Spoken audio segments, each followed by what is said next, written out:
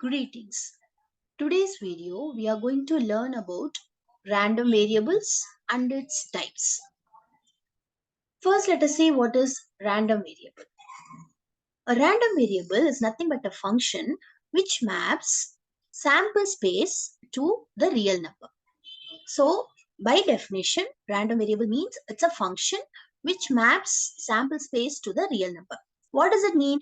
A random variable gives a real number notation to any random event. So, it is actually a relation connecting random event and real number. Okay.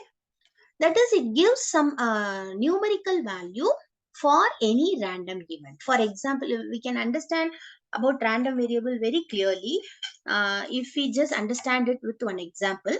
Let us take one common example which we are all familiar with. That is tossing a coin. So the random event I'm considering here is tossing a coin. So what are all the sample space? Sample space means what possible outcomes, all possible outcomes. In tossing a coin, we can get head or tail.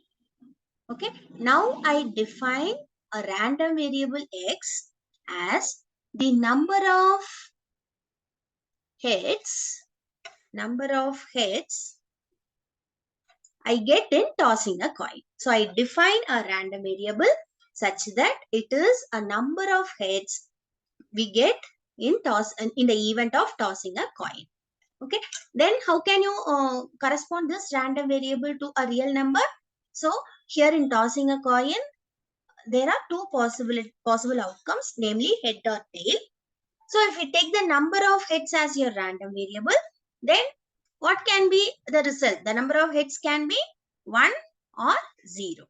So you will end up with the number of heads as 1 or 0. So the random event of tossing a coin is got related to a real number, namely 1 or 0. So through the random variable defined as number of heads. So this is how we relate any random event with the real number through this random variable x. I hope all of you are clear with random variable by now. Now let us see the types of random variables. Random variables are broadly classified into two types, namely discrete random variable and continuous random variable. Okay. When will you say that the random variable is discrete and continuous? A random variable is said to be discrete if it takes only finite or countably infinite number of values. Okay, so random variable is said to be finite, discrete if it takes only finite number of values or countably infinite number of values. By the word finite number of values, we can clearly relate it. Finite number of values means we could see it 1, 2, 3, 4, 5 like that. We can see the number of entries. So finite we are very clear with. What is that countably infinite? Whether it comes under infinite category or finite category. So the countably infinite term means the thing which is not infinite, but you cannot exactly say the number count by just seeing. It will take time. Okay. So those cases comes under countably infinite. For example, we can just have it like in a beach of sand, if you take a handful of sand. So how many granules in that sand? Whether it's infinite? No. If you sit and count, you can count it, but you cannot say it by just seeing it. Okay, so this is example. Or even mustard seeds. If you take handful of mustard seeds, it's not infinite, but you cannot say how many seeds are there just by seeing it in a glance. So it will take a number of days to count the number of seeds of mustards. These are all examples for countably infinite. Mathematically, a typical example for countably infinite is a series. Like if you take a series of the form 1 by 2, 1 by 2 square, 1 by 2 cube, and so on. So this series, just by seeing, it has infinite number of terms, but it won't come under infinite. It comes under countably infinite. Why? Because we can tell the nth term by just observing the pattern. What is the pattern here? 1. Third term is 2 square. So the nth term is going to be 1 by 2 power n minus 1. Like that, we are able to guess the nth term. So if you are able to tell the nth term, then it comes under countably infinite category. So this is typical example for countably infinite. Okay. So now a random variable x is said to be discrete if it is either finite or countably infinite. If it is totally infinite category, then it comes under continuous category. Okay. So there are two major classifications of random variables, namely discrete and continuous. Now let us see what are all the concepts related to discrete random variable in this video. Okay. So what are all the terminologies and concepts related to discrete random variables are available. So first thing is, whenever the term discrete random variable is there, a random variable always we denote it as capital X. Okay. If discrete random variable is there, then automatically the terminology we use is probability mass function. In short, PMF. Okay. So it is denoted as P of X is equal to Xi, or other words, P of Xi, or simply Pi. Okay. Actually, what does it mean? Probability that the random variable X takes the value Xi. So the probability for corresponding to the discrete random variable X, we call it as probability mass function. When we call this P as probability mass function, when this P satisfies two conditions, because it's probability, it should satisfy the major two conditions of probability. What are they? One is Pi should be greater than or equal to 0 for all I. All probabilities should be positive. Next one, sum of probabilities should be equal to 1. Okay, sum of all Pi should be equal to 1. If this P, the P which we are corresponding to the discrete random variable, satisfies these two conditions, then we call this P as the probability mass function, or PMF. Okay.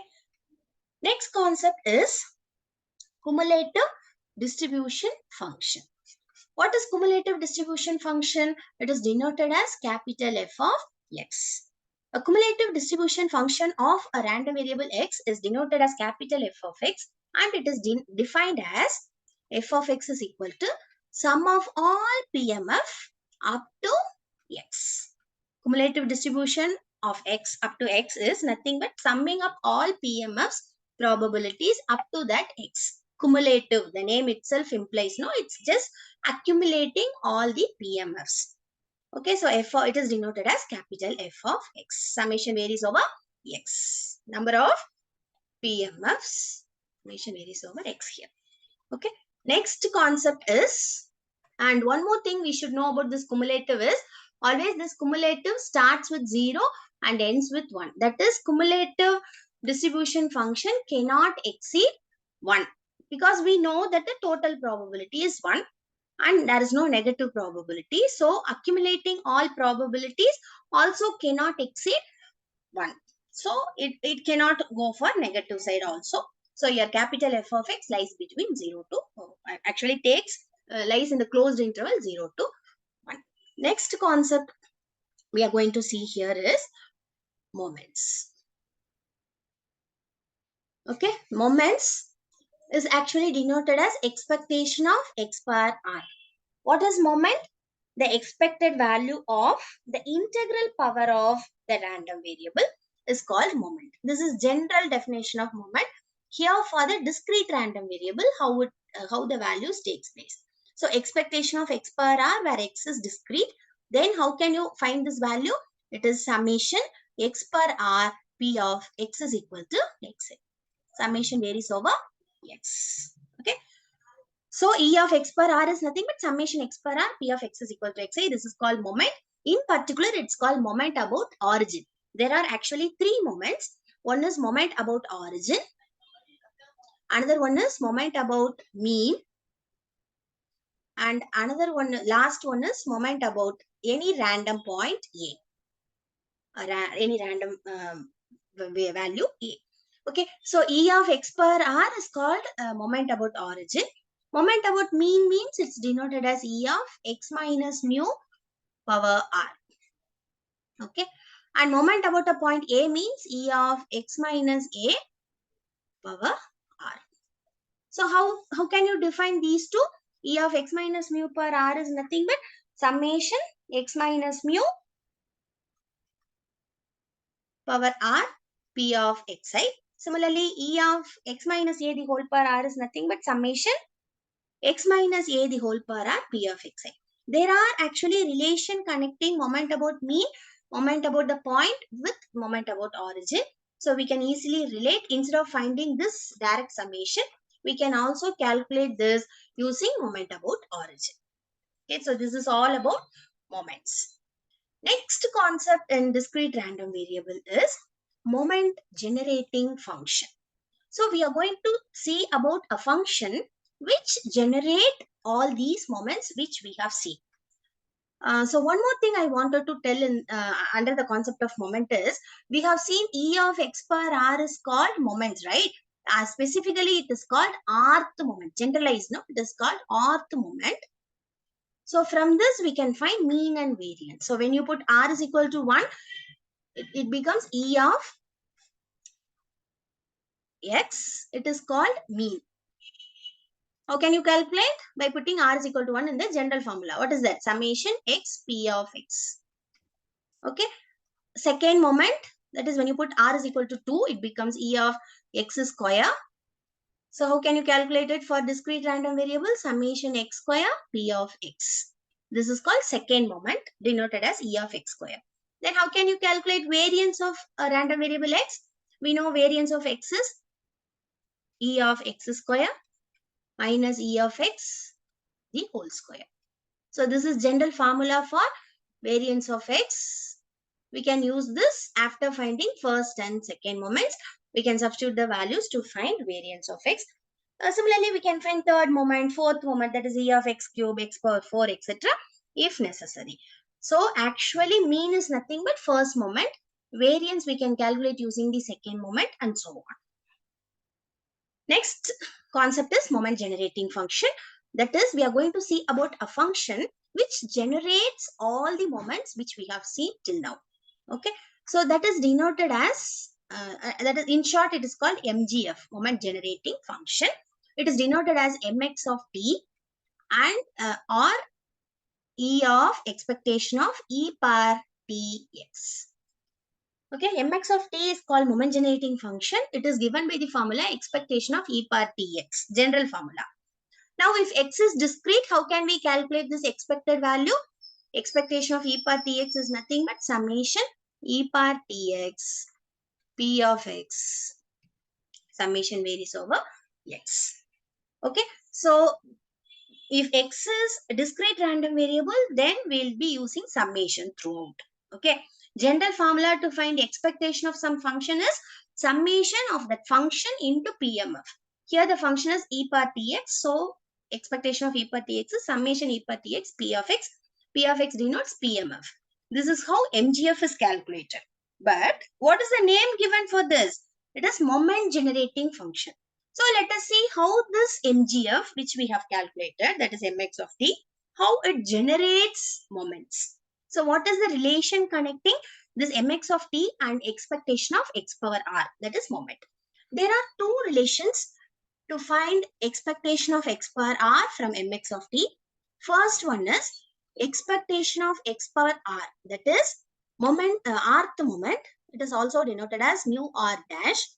You can find this from moment generating function mx of t by differentiating it r times and then putting t is equal to 0. Got it? The first relation connecting rth moment and moment generating function is rth moment is nothing but r times differentiated mgf and then substituting t is equal to 0. Okay, this is how MGF generates the moments. How rth moment is nothing but You have to differentiate your moment generating function r times, and then we have to substitute t is equal to 0. Okay, then automatically rth moment is calculated. Then how can you find mean? That is first moment. You have to generate differentiate mgf once and put t is equal to 0. Second moment e of x square is nothing but differentiate moment generating function 2 times, put t is equal to 0. This is one relation connecting moment and mgf. Another way to find moments from mgf is e of x power r, in other words mu r dash, is nothing but coefficient of t power r divided by r factorial in the expansion of your MGF. Okay, the MGF we might have calculated using expectation of e per tx, that is summation e per tx px, this formula, right? After calculating it, you will get it as a function of t. We have to expand this function using any of the series formula, and in that expansion we have to collect the coefficient term of t per r by r factorial. That gives the value of rth moment. If we want first moment, that is e of x, that is nothing but coefficient of t. E of x square, second moment, is nothing but coefficient of t square by 2 factorial, and so on. In this way, moment generating function generates all the r moments. Okay, we can use either of these two relations to get the rth moment. Okay, next we'll see what is the relation between cumulative distribution function and probability mass function.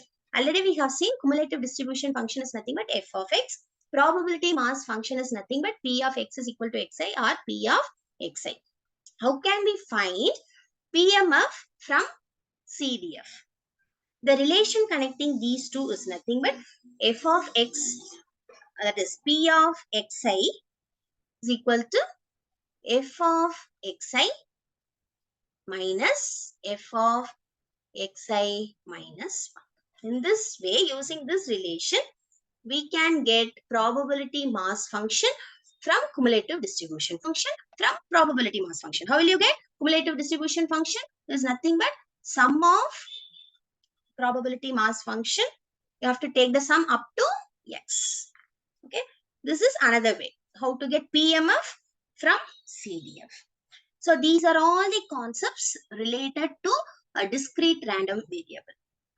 In the next video, we'll be seeing what are all the things and how to calculate all the concepts related to continuous random variable. We'll meet in the next video. Thank you.